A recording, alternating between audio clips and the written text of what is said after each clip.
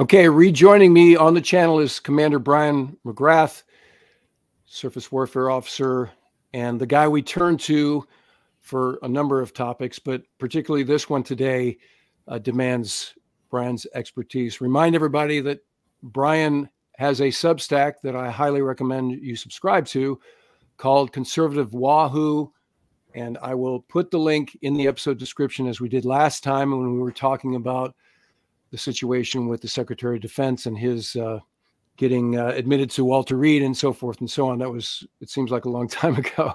I think his first day back at work, Bryan, is today, but that's another topic. Let's talk about the current events of today. And to do so, I'm going to read the item from our friends at Naval Institute News. This is written by Heather Mongillo, who's one of the reporters there. 3 service members were killed and at least 34 were wounded in Jordan Sunday after being attacked by one-way attack drones, Central Command announced. Service members were part of U.S. and coalition forces deployed to Jordan near Syria's border as part of the U.S. Defeat ISIS mission.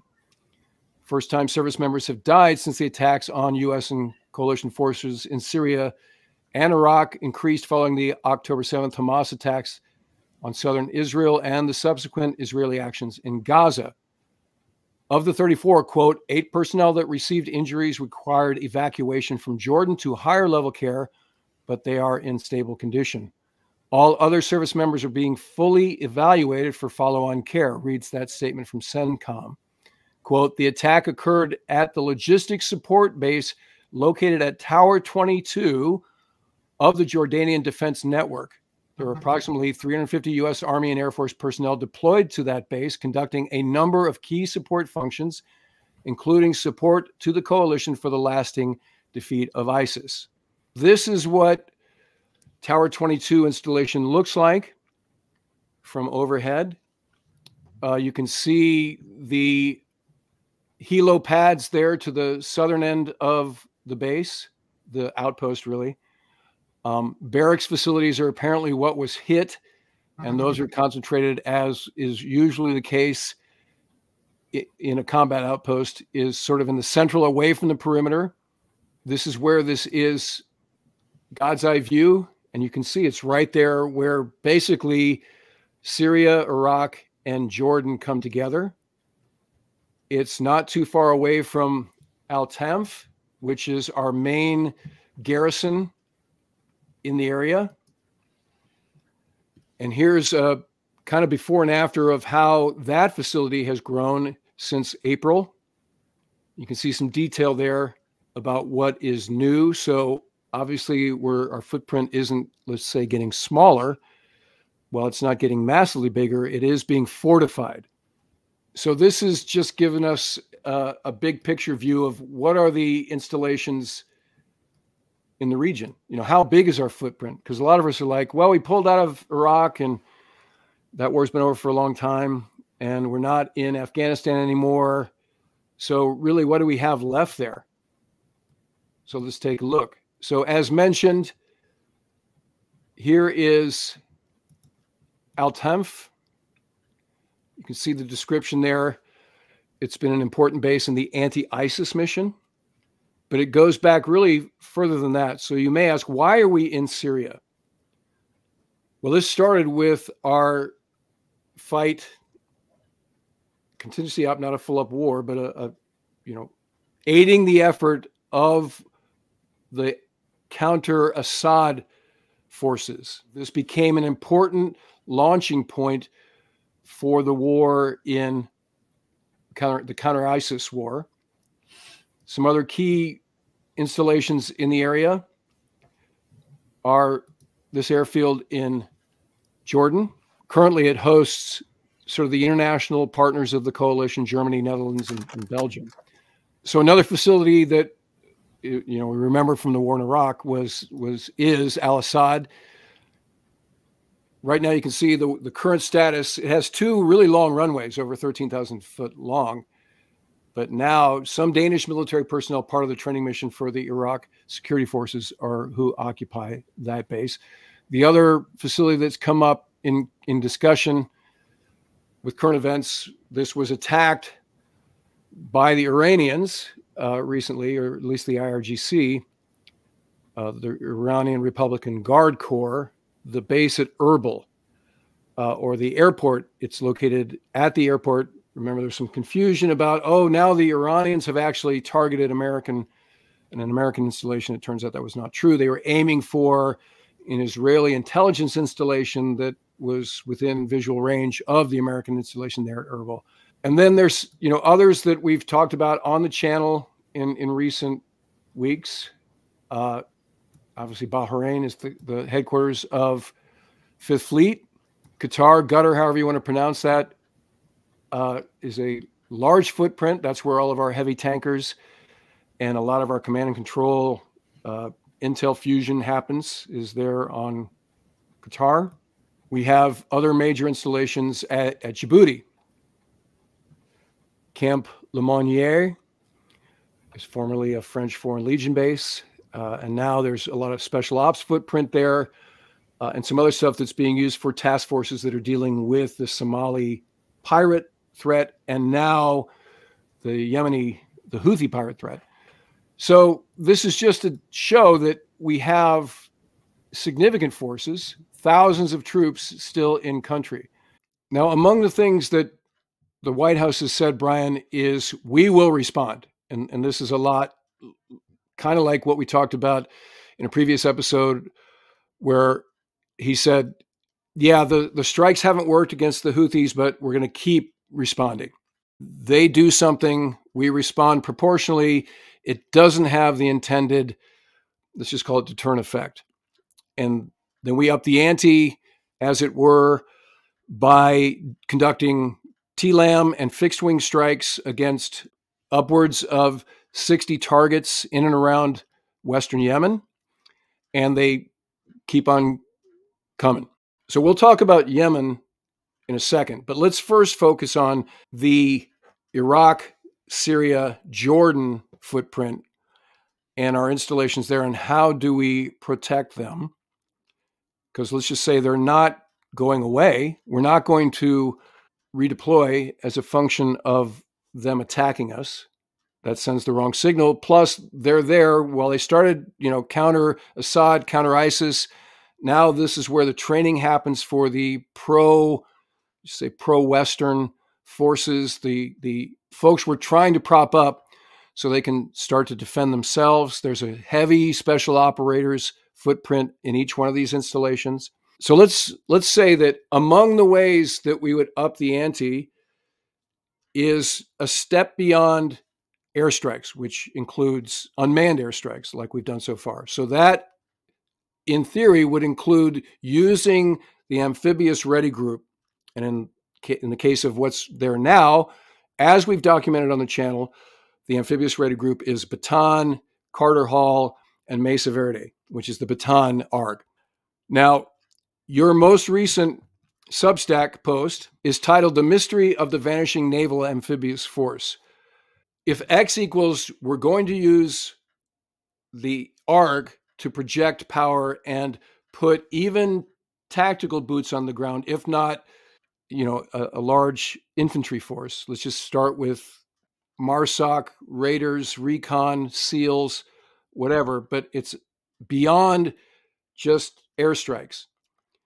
We currently have a presence, but General Heckel and others have signaled that there's a problem long-term with the number of amphibs. So talk to us about what you flag in your most recent Substack. I'm going to get to my article on the amphibious forces, but I want to reinforce something that I hope your viewers took from that nice walk around the theater that you just gave, and that is that theater and those forces is what's known as an economy of force theater in our national defense strategy.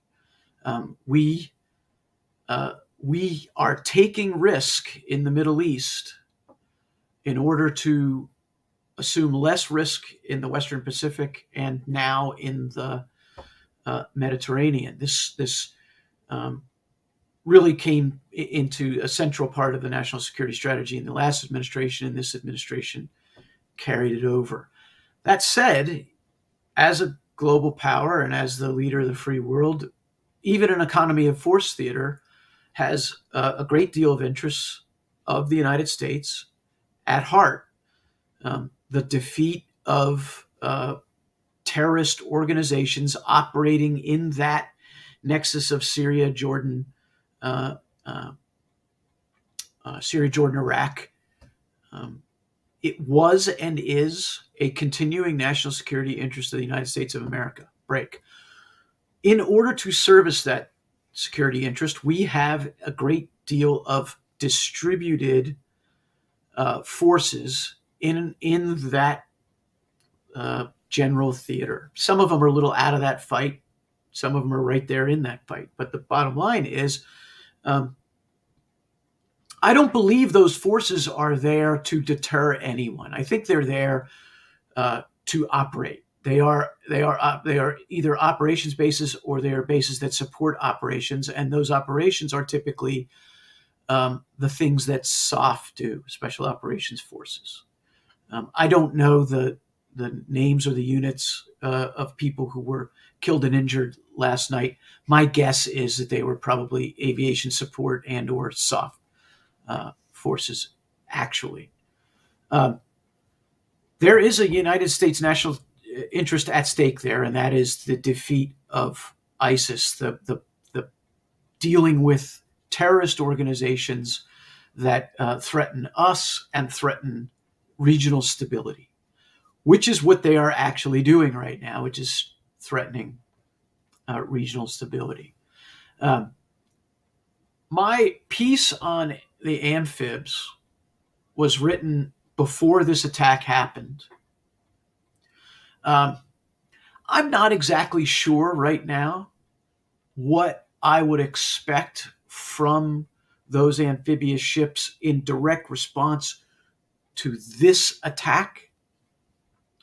I am quite sure that that group of amphibious ships could in fact hold things that those forces that attacked us value and could hold at risk things that the nation behind those forces values, which we can't, no matter what string we're pulling here, whether it's Hamas, whether it's the Houthis, whether it's these forces in Western Iraq, Jordan, and Syria, Iran is at the end of that string. Iran is the nation that is financing, supplying, and pushing on these proxies to injure our interests. Overnight, there was quite a bit of, or yesterday and last night, there was quite a bit of very aggressive talk from legislators and former executive branch officials who are looking for us to mount some kind of counterstrike against Iran. That is interesting. I don't see that the Bataan Mew as being involved in that sort of a thing. If we decide to strike at Iran, my guess is it's a much bigger kettle of fish than that. Or it's a much more nuanced kettle of fish than that. It could be a very, very devastating cyber attack. Could be something that we would do. I don't know what those options are right now. I have some ideas, but this nexus of Iran, Houthis, Hezbollah, Hamas, this is what we're dealing with. And to further burnish my credentials as a conspiracy theorist, Russia is Iran's patron. It is in Russia's interest that Iran stirs up trouble wherever Iran can stir up trouble. It is in the interest of the Russia-Iran nexus for us to have our attention dramatically dispersed, to have Israel stretched thinly. Why is that? Because Russia is fighting a war that it is having mixed results in. So I think this is a very, very complicated set of issues. I do want to talk more about my amphibious article, but I wanted to make sure that I was careful to separate the larger issues from the compelling continuous issue that I wrote about this morning. Does that make sense? It does make sense, and thanks for doing that. So let's take it from, let's say we were at 50,000 feet. Let's bring it back down to 30,000 feet. Because when we're talking about the breaking news of the attack on Tower 22, let's just call that 500 feet. So let's pull up to 30,000 feet. So whether the ARG is going to be utilized or not specifically, never mind Iran, against these proxy forces, Iranian proxy forces, it is one of our power projection resources in theater. And as we talk at 30,000 feet, we want to think about sustainment. And we want to think about, this is where it comes down to number of hulls. So let's just say it's inarguable that an ARG would be of great utility in the event that we had a sustained conflict against Iran, China, this peer conflict construct.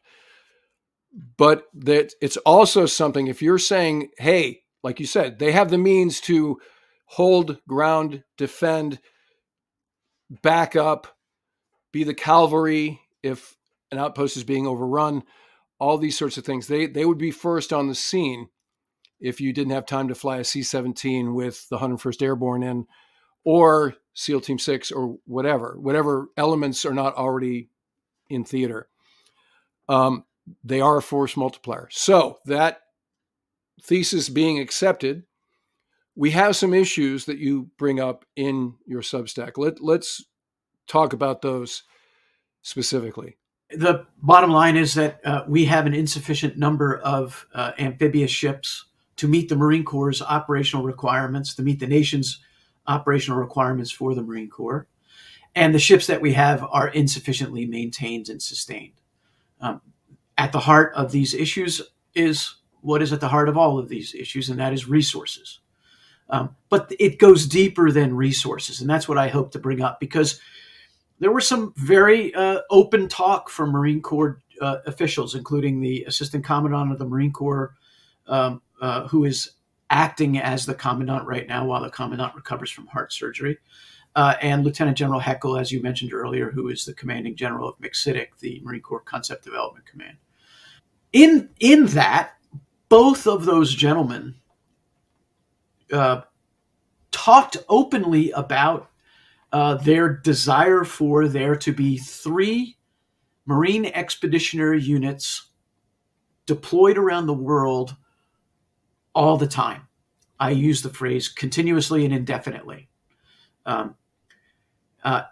This is news to me, and it's welcome. I think we should have a Marine Expeditionary Unit, essentially 2,400 combined arms Marines. It has a ground element, it has an aviation element, it has a support element, a combined arms team that can do limited things. It's not a war-winning force by any means. It is a crisis response force. It is for instance, one of the things it might do in the scenario we just talked to earlier was if there were a special operations force going off to do something very surgical, the Marines could provide security for that force. That's one of the things that they do. Having 3 of those out and about around the world at any one time is something that I fully support. The way that force is supported currently by doctrine and by design is with 3 amphibious ships: a big deck aviation assault platform, an LPD-17, which is a landing platform dock, and an LSD or another LPD. We're increasingly moving to the second LPD because the LSDs are so old. But 3 ships to move those Marines and to support those Marines. And so when I use my history major math, in order for there to be 3.0 Marine Expeditionary Units afloat around the world, 9 ships are required to support 3 Marine Expeditionary Units. In order to have 9 ships forward, you have to have 9 ships on their way and on their way home, some combination therefore. So that's 18 ships. You have to have 9 ships working up to support those 9 ships that are forward, both in individual unit level training and then in combined training with the other ships and the Marine Corps. And then you have to have 9 ships in maintenance to support the whole house of cards. That is a minimum of 36 amphibious ships to support 3.0 Marine Expeditionary Units forward. An absolute minimum.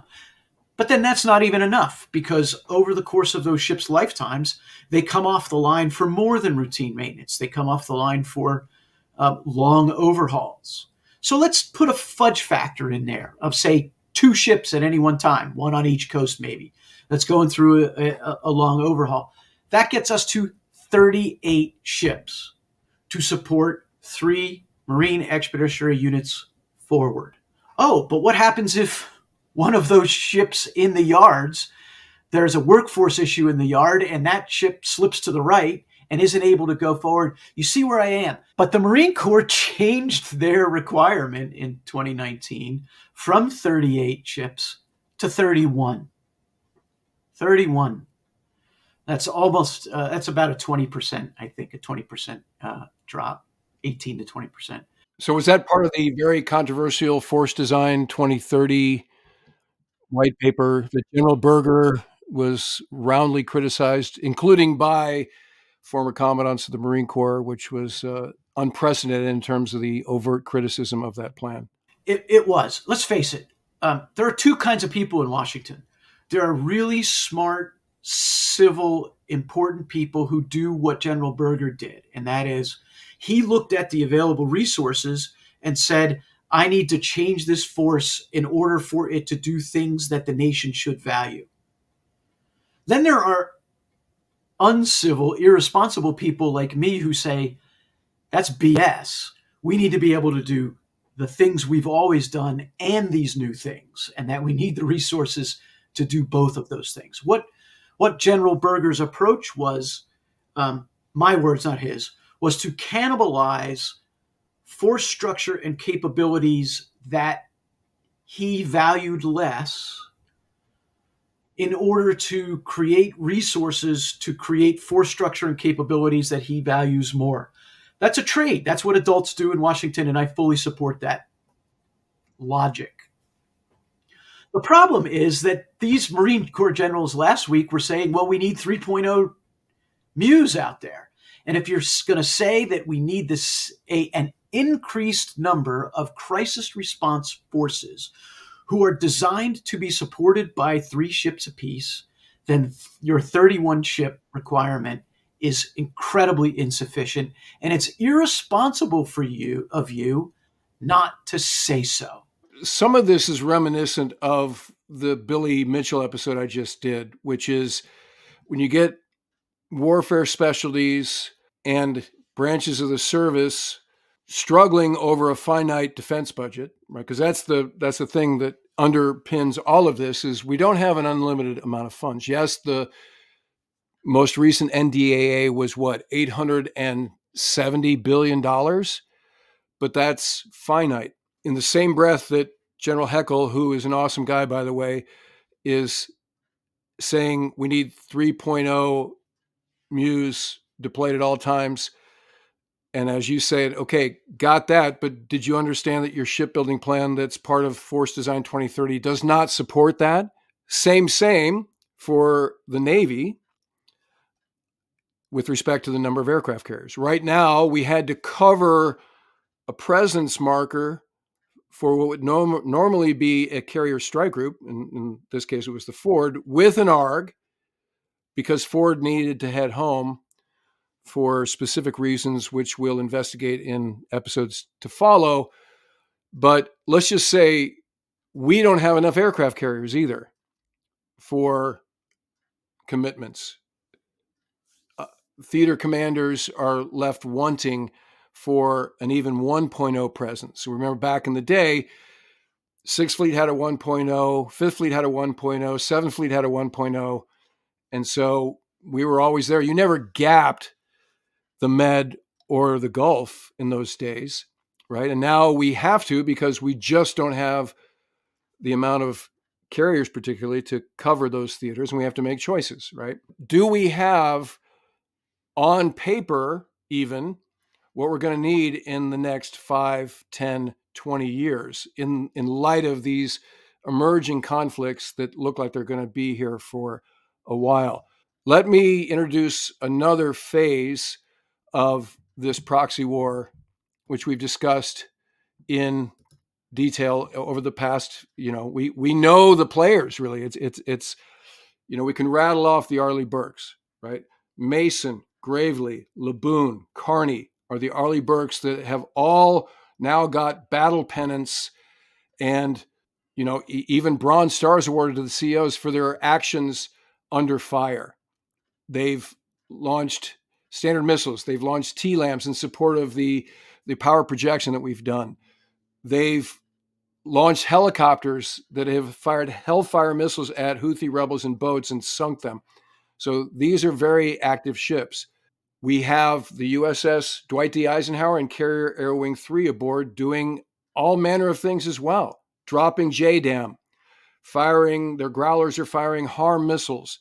They're shooting down drones using Sidewinder missiles. Any given day, if you launch on the alert, you may be tasked, or if you're even airborne doing, I guess they probably call it drone cap, you may be tasked to actually fire a weapon in anger, which on one hand, I'm like, this makes crews go by quickly, and that's pretty exciting. It's better than just con ops like Southern Watch drilling holes in the sky, I think. I don't want to speak for the guys who are out there now.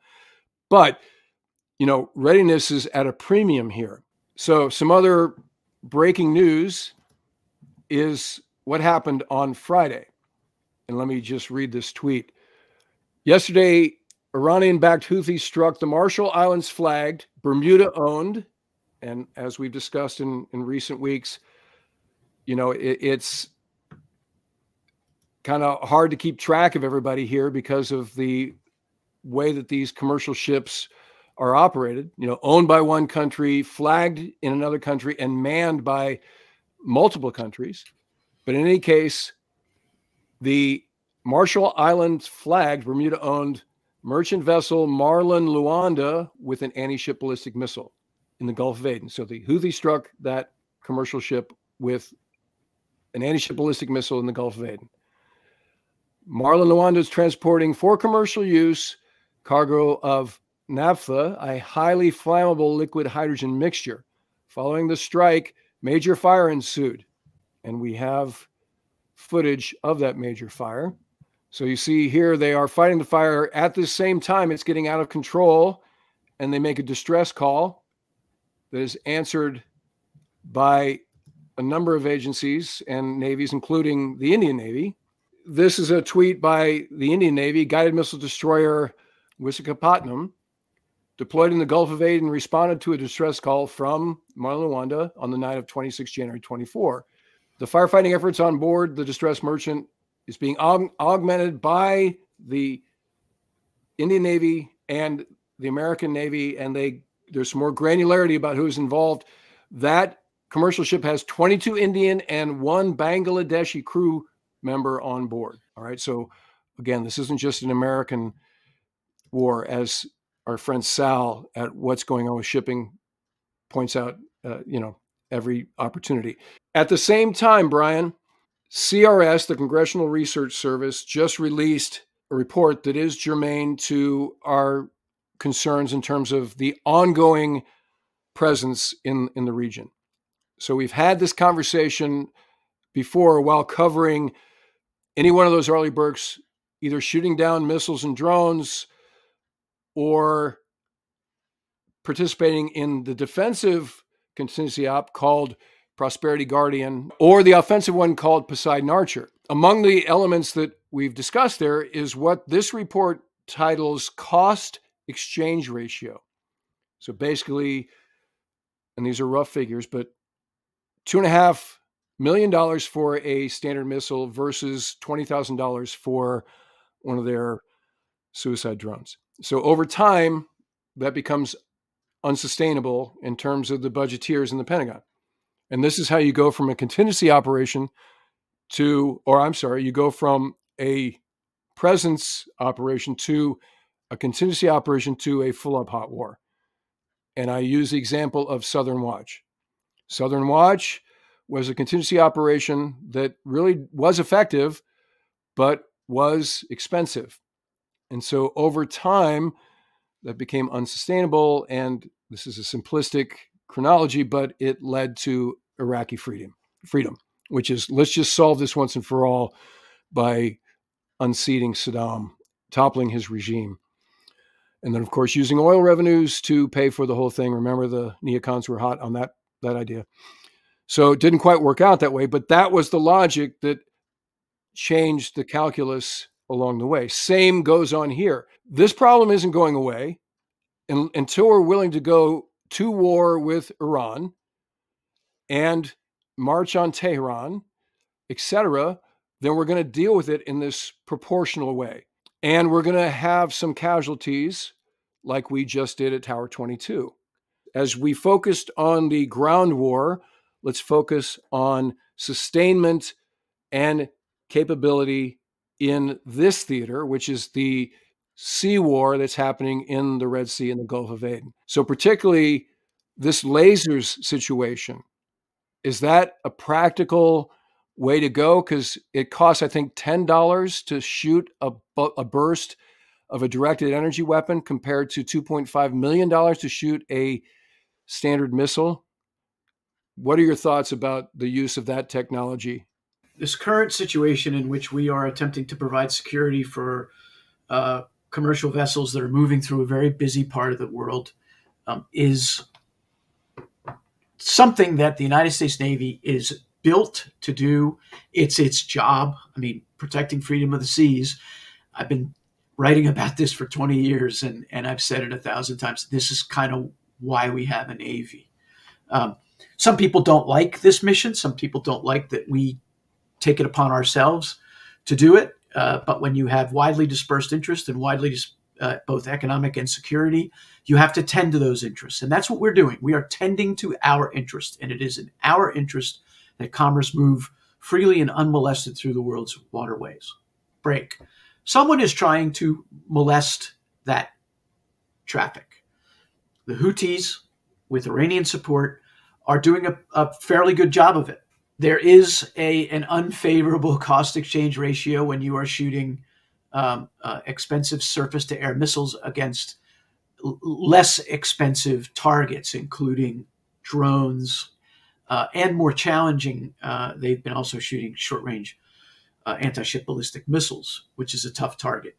These exchanges show the long-term problem with our approach to this problem, and that is every time you shoot one of these expensive effectors, it has to be replaced. We have an industrial base that has been producing missiles at efficient peacetime production for decades, and that is essentially enough missiles to replace the ones we shoot in tests, to replace those that age out, and potentially add a little bit to our stockpile. But that's what we've been doing for years and years and years.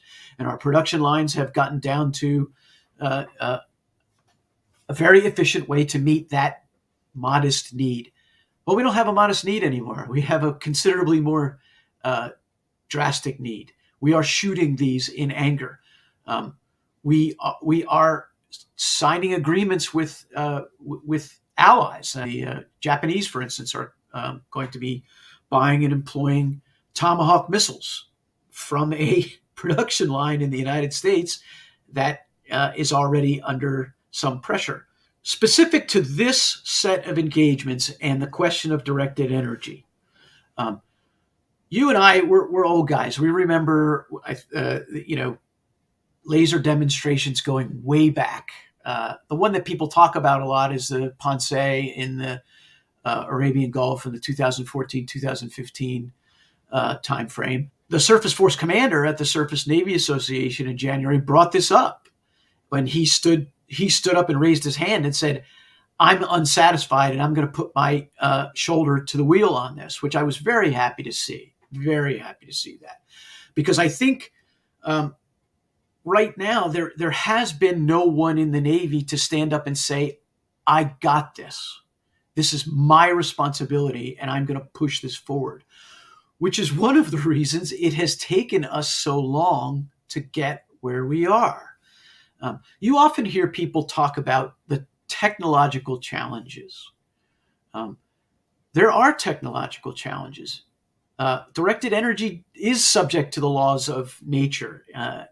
There are things that we need to spend more money on in order to overcome those challenges. The problem, though, is that has been used as a crutch, that has been used as an excuse. It hasn't been used as the opportunity. We have the opportunity now. We are seeing that we have a number of targets that lend themselves to directed energy, either in the form of a laser or a high-power microwave, that lend themselves to interception by very modestly priced. When we talk about $10 a shot, basically it's how much fuel. The fuel gets turned into electricity. Electricity gets turned into directed energy. Directed energy affects the incoming missile.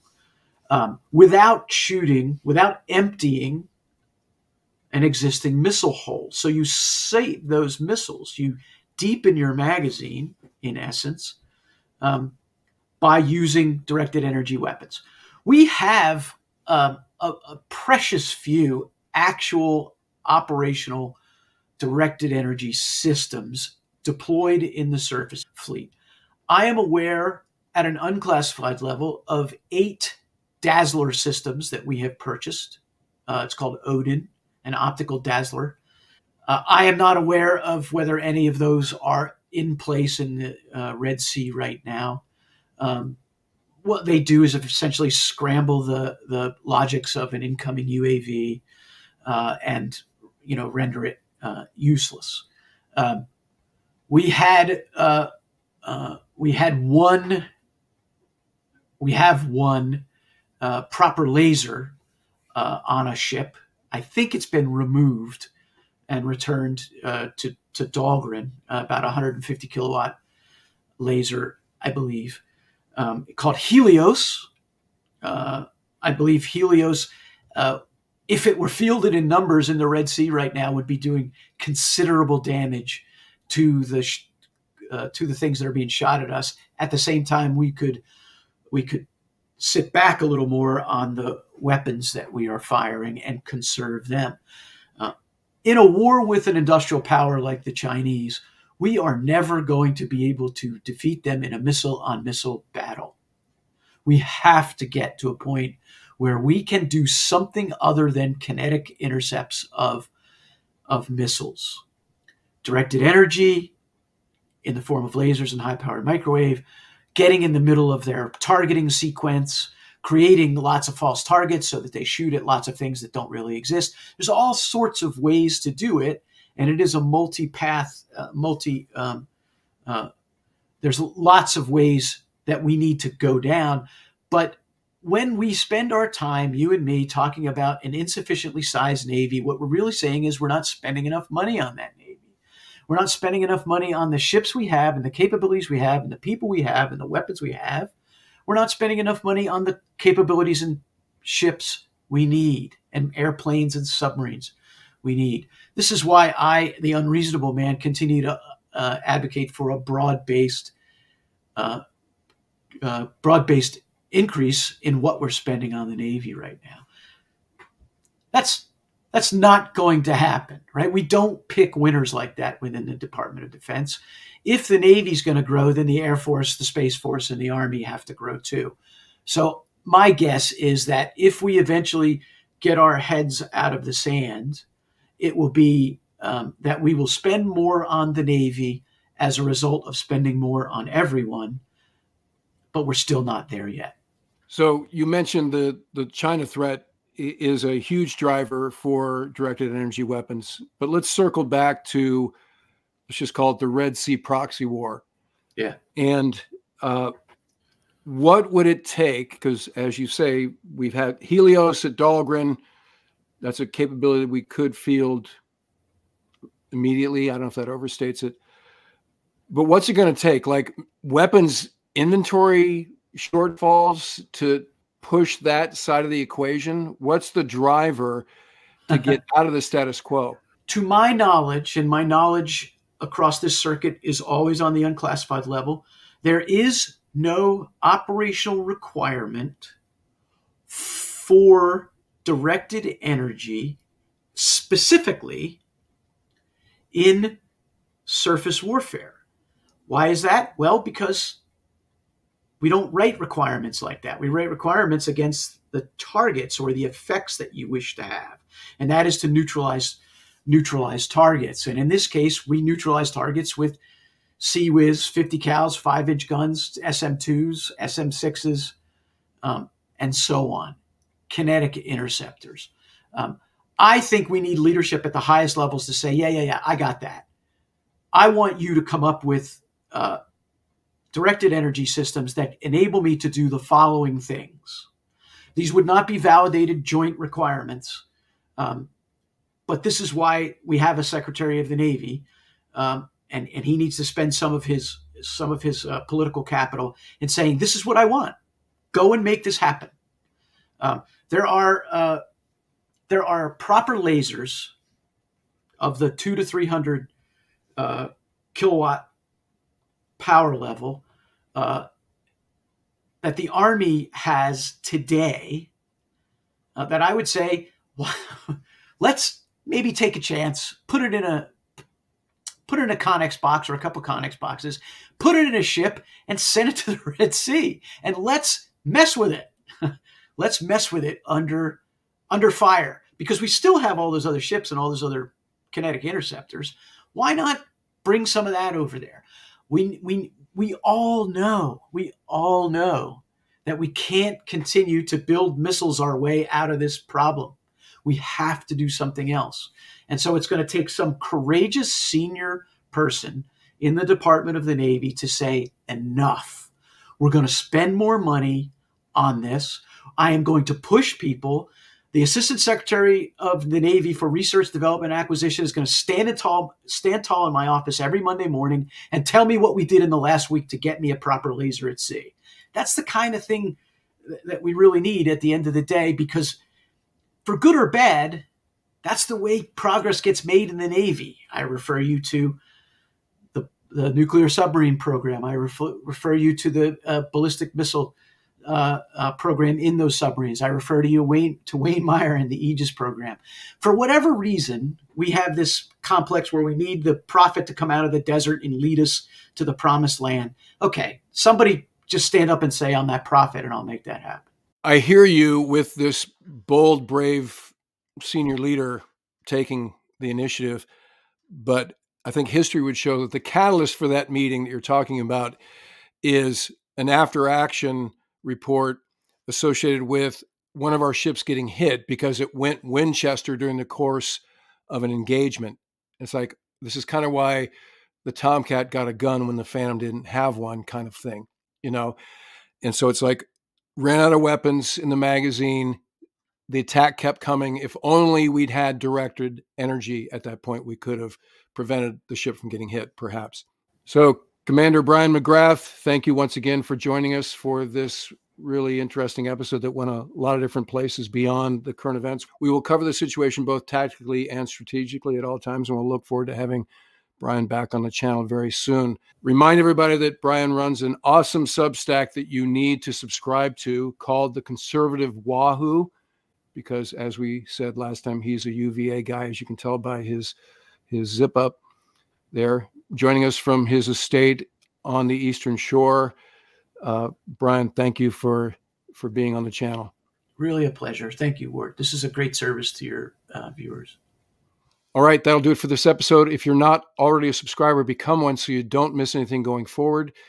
And if you'd like to help support the channel, please consider using the super thanks, the heart icon below, or become a patron at patreon.com/WardCarroll. And in the meantime, I look forward to talking to you again very soon.